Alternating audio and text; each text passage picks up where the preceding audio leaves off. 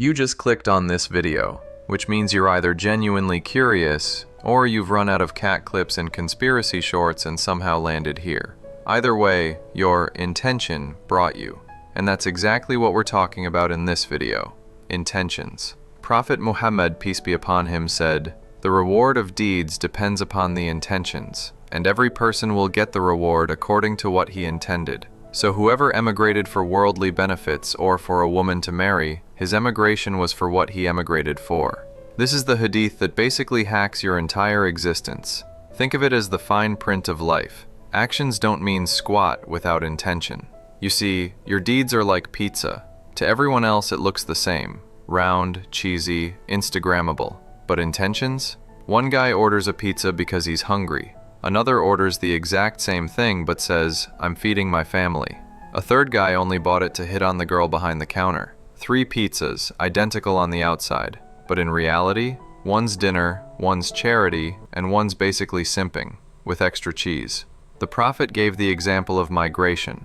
Back then, moving cities wasn't like clicking relocate on LinkedIn. It meant leaving everything behind, walking through deserts, and hoping you didn't get eaten by a camel. Some people migrated for Allah.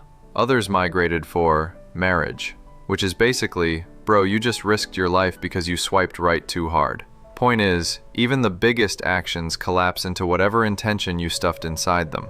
Intentions work out in 2 directions. Bad intentions shrink good deeds. You could donate $1 million. If it's for clout, congrats, you just bought yourself a really expensive Instagram story. However, good intentions bulk up boring deeds. Eating? With the right niyyah, that's worship. Sleeping? Worship. Drinking water? Worship. Drooling on your pillow? Okay, still worship, if your intention is, I need rest for Fajr. Fun fact, psychologists say people are terrible at reading their own motives. Like, we think we donate to help people, but secretly half of us are just trying not to look like jerks. That's why scholars said checking your intention is like peeling onions. The deeper you go, the more it makes you cry. Let's look at an act of worship. Fasting for Allah? Rewarded. Fasting for summer body reveal? That's not fasting, that's just a diet, with extra suffering. Fasting so people on Insta can see your day-in-the-life Ramadan vlog? You've officially turned worship into content marketing. Intentions flip the scoreboard. Same hunger, totally different outcome. Think of intention like Wi-Fi. Your laptop might look shiny, your setup immaculate, but if the router's dead, you're not connecting anywhere. Deeds without sincere intention? Fancy hardware, zero signal. Islam basically lets you install a worship patch onto ordinary life. Let's be real, everyone loves clout. The dopamine hit from likes is basically the new nicotine. But here's the problem. Clout has no afterlife warranty. Sincerity does. So you can choose. Stack rewards that disappear in 24 hours like an Insta story, or stack rewards that last longer than your phone battery. Imagine 2 runners. One's doing the marathon for health, the other's doing it because McDonald's promised free nuggets at the finish line. Both sweaty, both exhausted. But spiritually, only one's deed makes sense. The other just risked shin splints for nuggets. Intentions matter. Let's bring back the onion. You might say, I'm praying for Allah. Cool. Peel back 1 layer, maybe also so people don't judge you.